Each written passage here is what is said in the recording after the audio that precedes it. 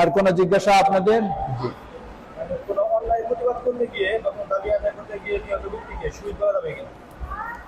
প্রশ্ন করেছে কোন অন্যায়ের প্রতিবাদ করতে গিয়ে, কোন দাবি আদায় করতে গিয়ে নিহত ব্যক্তিকে শহীদ করা যাবে, বলা যাবে কি না?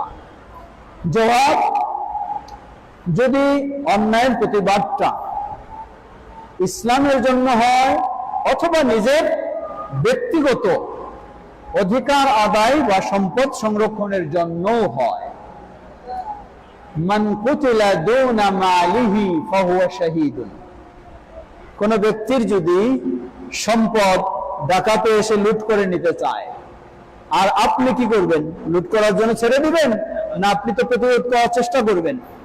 এই প্রতিরোধ করতে চেষ্টা করতে গিয়ে যদি আপনি নিহত হন, ইসলাম বলে আপনিও কি শহীদ।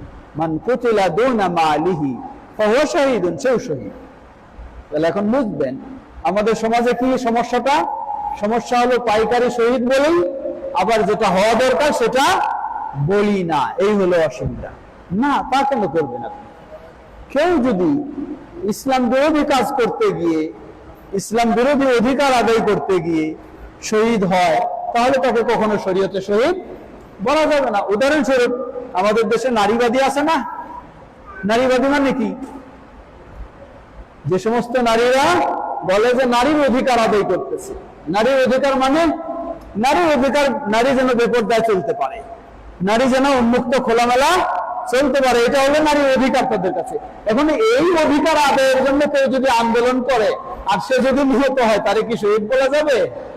তাকে কখনো যাবে না বলা, কারণ তার যে অধিকার আন্দোলন আদায়টা, দাবিটা, সেটাই হলো ইসলাম বিরোধী, সেটা হলো ইসলাম বিরোধী, তাই সে কখনো শহীদ হতে পারে না।